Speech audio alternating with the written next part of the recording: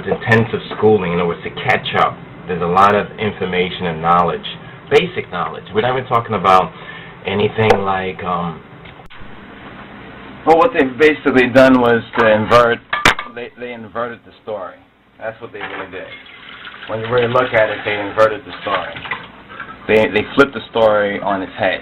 This whole lie and dissemination and dissimulation of Ethiopians being Caucasoid or Caucasians and the Ethiopians being Aryan. And unfortunately, a lot of ignorant, misinformed Ethiopians who are Ethiopically illiterate and is on a good level illiterate because of what has happened that has adversely affected the Ethiopian culture and civilization over the last centuries and perhaps even millennia, if we would do a fuller study and bring the documentation and information together. But the Ethiopians are not Caucasoid, Caucasian, and the Ethiopians are not so-called Aryan.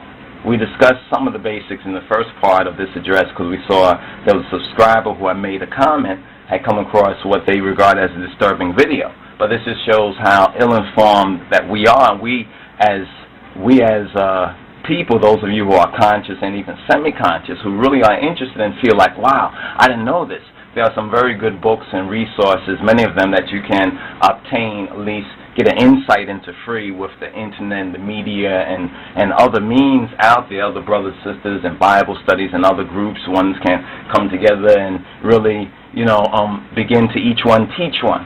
So if you just come across this information or disinformation that's being put out there about the Ethiopians being Caucasian or Caucasoids and the Ethiopians being Aryan, they want to take the Ethiopians out of the so-called Negroid family. Well, but you have to remember that this so-called Table of Nations, or at least the Eurocentric racist interpretation, misinterpretation of the Table of Nations, is something that's racist white supremacy.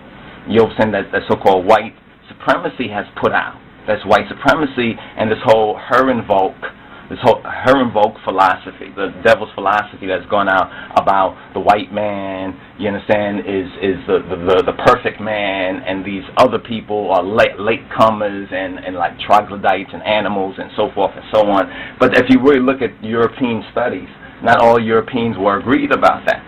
You understand, many Europeans had acknowledged the truth in their writings, saying that the Ethiopians basically are Hamite peoples, and it's from that Ham in the Bible who they call the black one, according to their pseudo-religious interpretation. What they've done basically, just to sum it up a little basically, we'll try to go into more detail, y'all willing, is that they flipped it on its head, saying that the Ethiopians are Caucasoid and Aryans, instead of saying it as it really is, and as the evidence provides us, that the Europeans, so-called Europeans and so-called Caucasians, CaucAsians, and the so-called Aryans actually come from the Ethiopian or the Hamite, the Kamite, and the Shemitic stock, if you understand. They're not Semites. People always say that the Europeans are not Semites. No, what happened is through this intermixing and this mingling among the dominant gene and the recessive gene. You see, white supremacy tells us that there are three races according to their biblical and their pseudoscience. So pseudoscience, evolution, and all these other European teachings that have come out, the scientific so-called enlightened man. During enlightened man, they were saying this is where the European is like God and everyone else is like various levels, stages of animal forms, and so forth and so on. And then they had to back it up for the religious folks. You understand? For the religious folks. So each one backed up the scientific part of white supremacy, backed up the religious part of white supremacy. So religiously we have the Ham, Shem, and Japheth misinterpretation. Yes, there's a Ham, Shem, and Japheth, both historical and metaphorical or so-called mythological. That's true.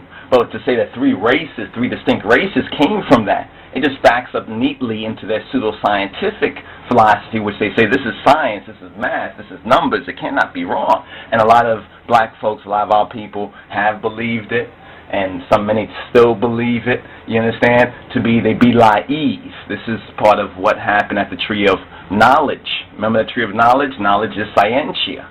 Science equals knowledge.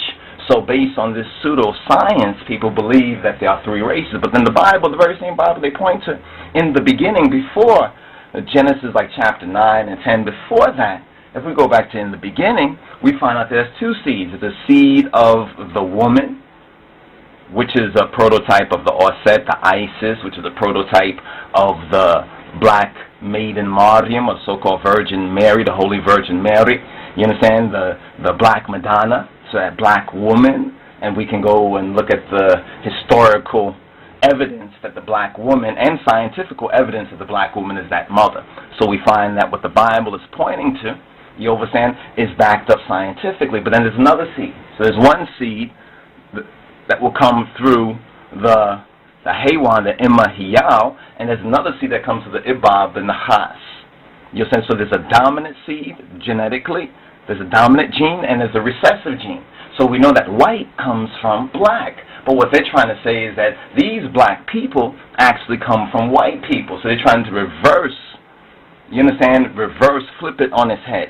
Just like when they do with the star, the five-pointed star. Remember we talked about the five-pointed star? And they flip it on its head. And when we have the five-pointed star flipped on its head, that is called the Baphomet. They say the Baphomet, the Satanistic star. But if you could read the Hebrew that's around this particular five-pointed star, which five-pointed star, rightly standing, represents the symbolic of the woman. Therefore, the black maiden Mariam and that Oset Isis type, the black mother, the black maiden mother, the black mother type, because that black gene, that mitochondrial DNA.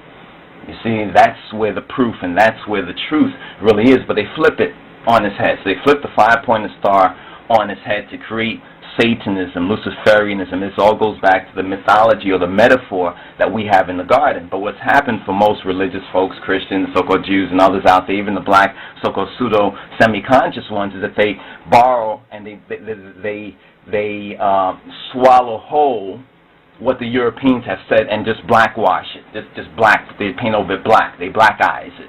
But they don't really break down the disinformation that's out there, and this is what prolongs the curse of this very same thing called Leviathan, the curse of Leviathan.